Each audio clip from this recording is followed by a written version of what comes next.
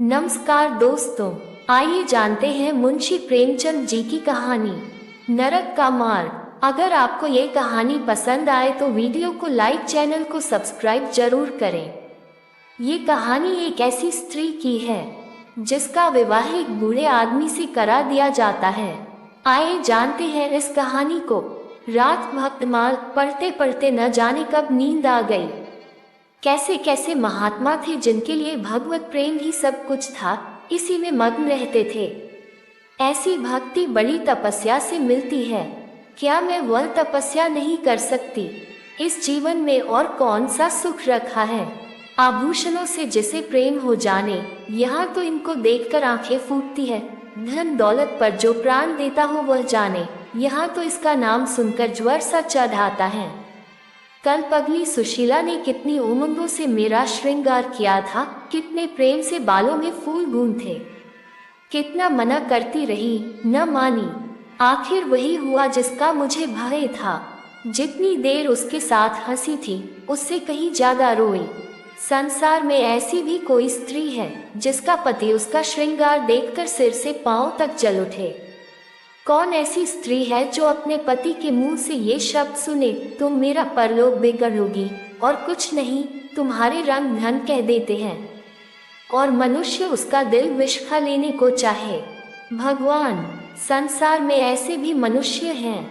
आखिर मैं नीचे चली गई और भक्तिमाल पढ़ने लगी। अब वृंदावन बिहारी की ही सेवा करूंगी, उन्हीं को अपना श्रृंगार दिखाऊंगी। वह तो देखकर न चलेंगे, वो तो हमारे मन का हाल जानते हैं। भगवान, मैं अपने मन को कैसे समझाऊं? तुम अंतर्यामी हो, तुम मेरे रोम रोम का हाल जानते हो। मैं चाहती हूँ कि उन्हें अपना इष्ट समझूं, उनके चरणों की सेवा करूं, उनके इशारे पर चलूं, उन्हें मेरी किसी बात से, किसी व्यवहार से नामात्र भी दुख ना हो। वह निर्दोष हैं। जो कुछ मेरे भाग्य में था वह हुआ। न उनका दोष है, न माता पिता का, सारा दोष मेरे नसीबों ही का है। लेकिन ये सब जानते हुए भी जब उन्हें आते देखती हूँ तो मेरा दिल बैठ जाता है। मुंह पर मुरदनी सी छा जाती है, सिर भारी हो जाता है। जी चाहता है इनकी सूरत न देखूं, बात तक करने को जी नहीं चाहता। कदाचित शत्रु को भी देखकर किसी का मन इतना क्लांत नहीं होता होगा। उनके आने के समय दिल में धड़कन सी होने लगती है।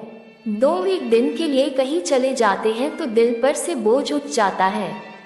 हंसती भी हूँ, बोलती भी हूँ, जीवन में कुछ आनंद आने लगता है, लेकिन उनके आने का समाचार पाते ही फिर चारों ओर अंधकार।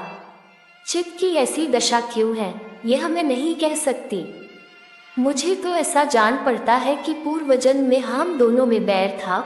उसी बैर का बदला लेने के लिए उन्होंने मुझे से विवाह किया है। वही पुराने संस्कार हमारे मन में बने हुए हैं। नहीं तो वह मुझे देख देख कर क्यों जलते और मैं उनकी सूरत से क्यों घृणा करती। विवाह करने का तो यह मतलब नहीं हुआ करता। मैं अपने घर कहीं इससे सुखी थी। कदाचित मैं जीवन पर्यंत अपने घर आनंद से रह सकती थी। लेकिन इस लोक प्रथा का बुरा हो जो अभागिन कन्याओं को किसी न किसी पुरुष के गले में बांध देना अनिवार्य समझती है।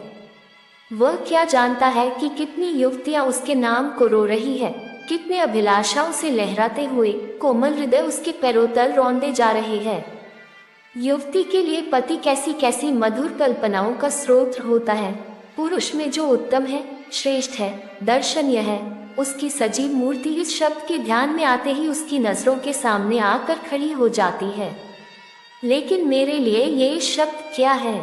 हृदय में उठने वाला शूल, कलेजे में खटकने वाला कांटा, आंखों में गड़ने वाली किरकिरी, अंतःकरण को बेधने वाला व्यंग बाण।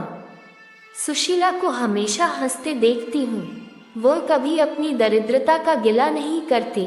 गहने नहीं है, कपड़े नहीं है, भाड़े के नन्हें से मकान में रहती है। अपने हाथों घर का सारा काम काज करती है, फिर भी उसे रोते नहीं देखती। अगर अपने बस की बात होती तो आज अपने धन को उसकी दरिद्रता से बदल लेती।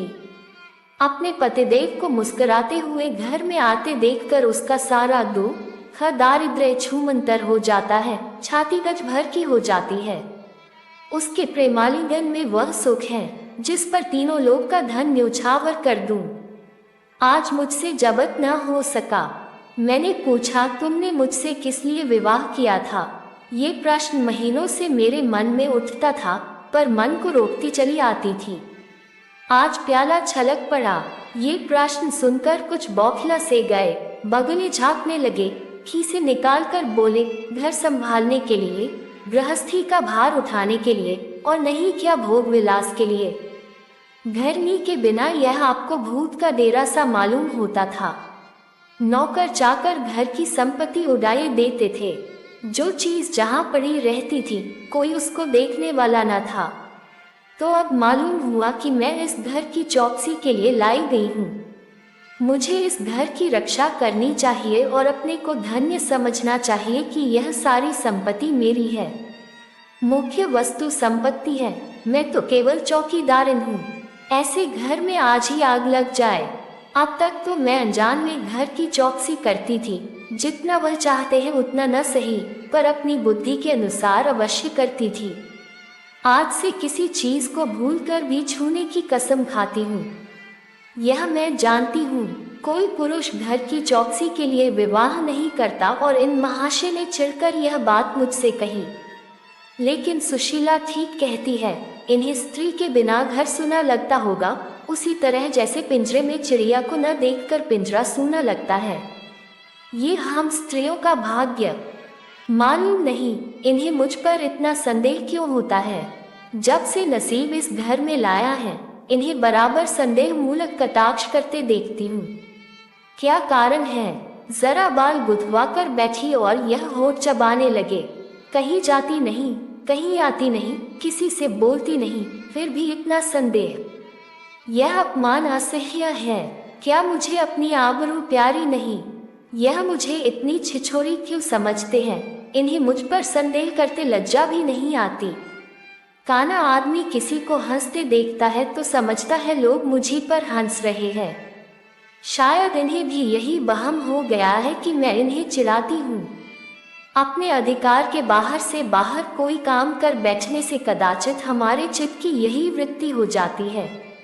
भिक्षुक राजा की गद्दी पर बैठकर चैन की नींद नहीं सो सकता।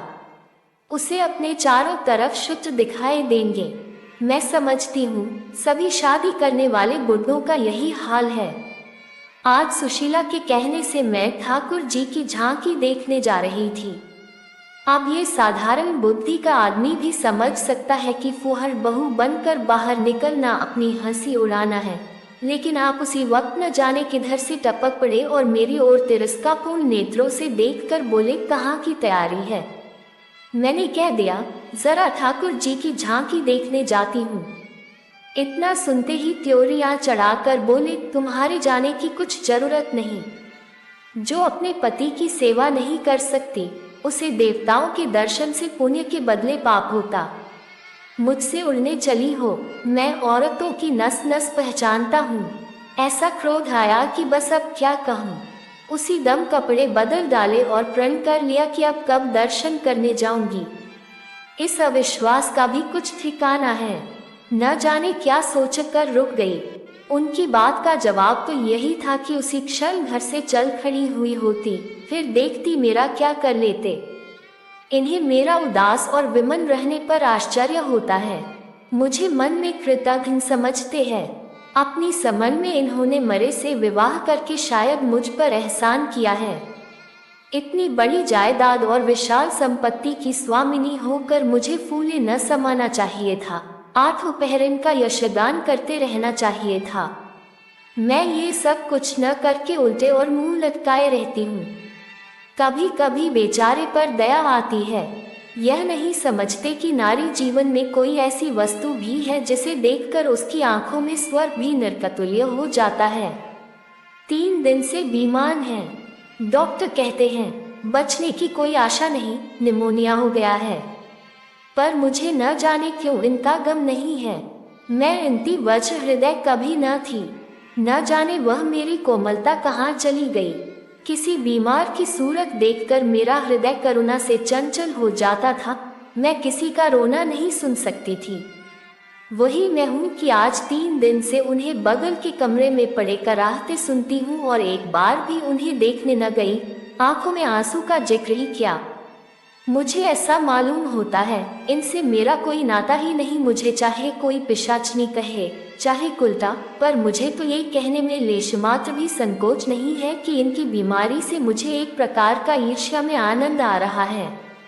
इन्होंने मुझे यहाँ कारावास दे रखा था, मैं इसे विवाह का पवित्र नाम नहीं देना चाहती, ये कारावास ही है।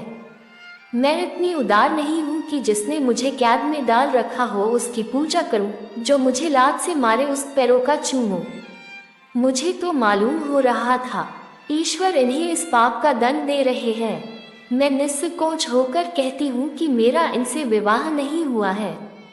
स्त्री किसी के गले बांध दिए जाने से ही उसकी विवाहिता नहीं हो जाती, वही संयोग विवाह का पद पा सकता है जिसमें कम से कम एक बार तो हृदय प्रेम से पुलकित हो जाए।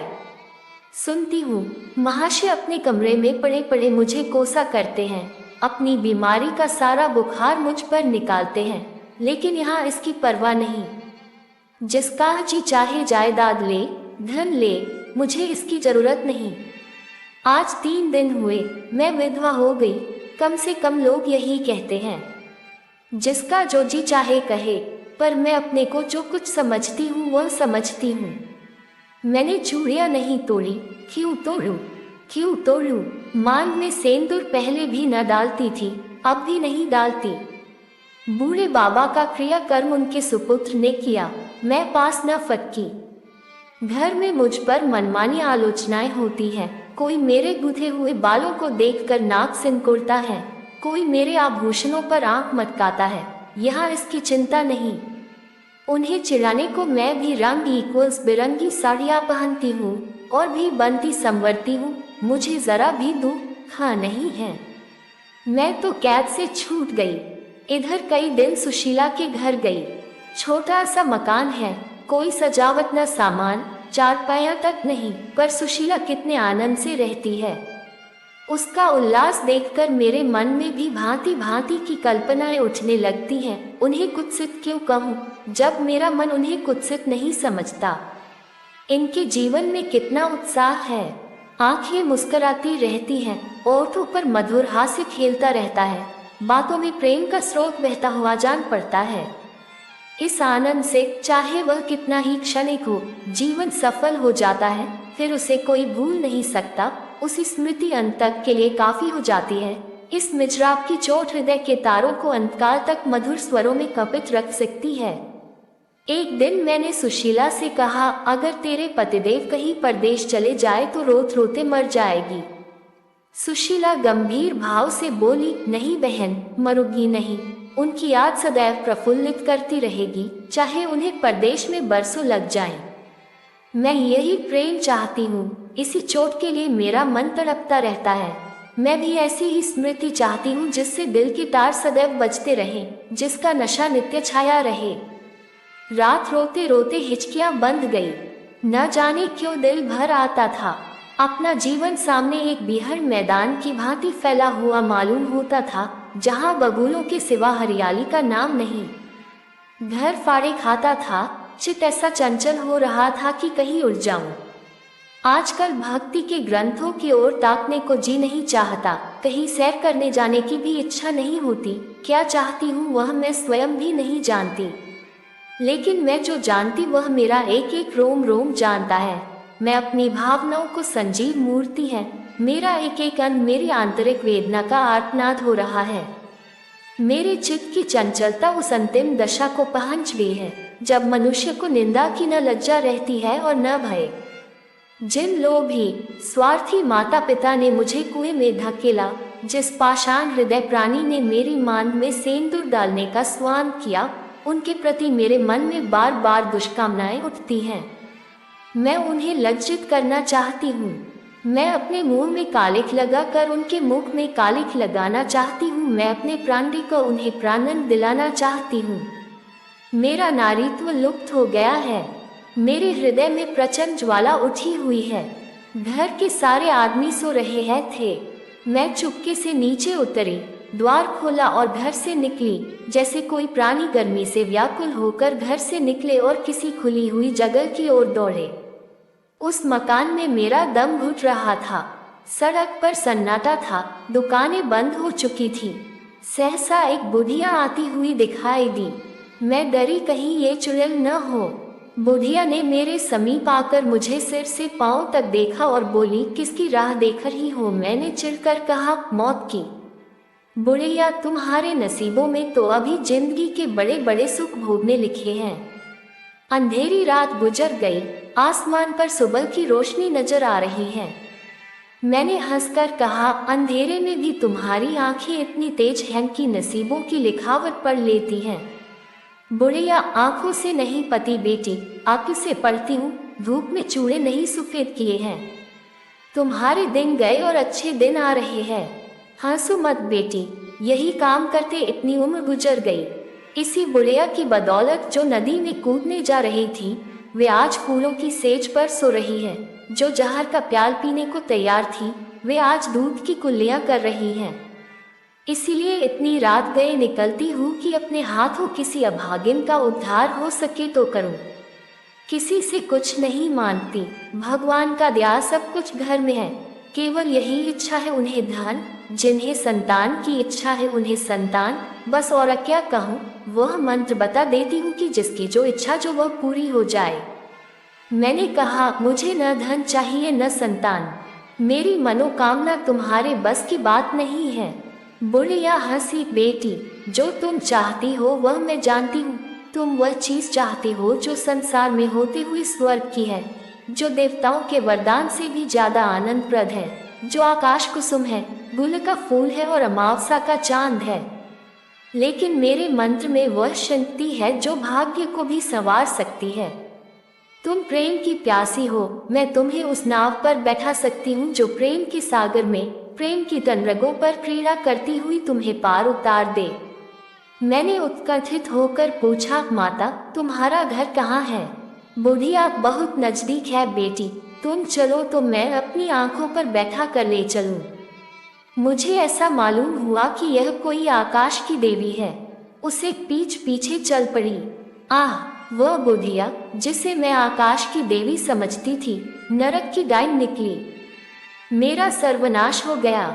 मैं अमृत खोजती थी, विष मिला।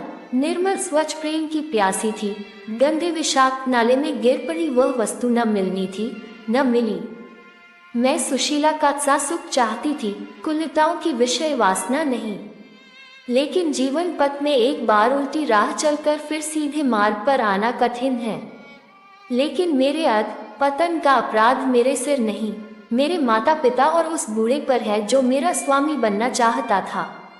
मैं ये पंक्तियां न लिखती, लेकिन इस विचार से लिख रही हूँ कि मेरी आत्मकथा पढ़कर लोगों की आंखें खुलें। मैं फिर कहती हूँ कि अब भी अपनी बालिकाओं के लिए मत देखो धन, मत देखो जायदाद, मत देखो कुलीनता, केवल वर देखो। अगर उसके लिए जोड़ा का वर नहीं पा सकते तो लड़की को कुंवारी रख छोड़ो, जहर देकर मार डालो, गला घोंट डालो, पर किसी बूढ़े खूसट से मत ब्याहो। स्त्री सब कुछ सह सकती है, दारुण से दारुण दुख, बड़े से बड़ा संकट अगर नहीं सह सकती तो अपने यौवन काल की उन्मगों का कुचला जाना। रही मैं, मेरे लिए अब इस जीवन में कोई आशा नहीं। इस अधम दशा को भी उस दशा से न बदलूंगी जिससे निकल कर आई हूँ। आपको ये कहानी अच्छी लगी तो वीडियो को लाइक जरूर करें।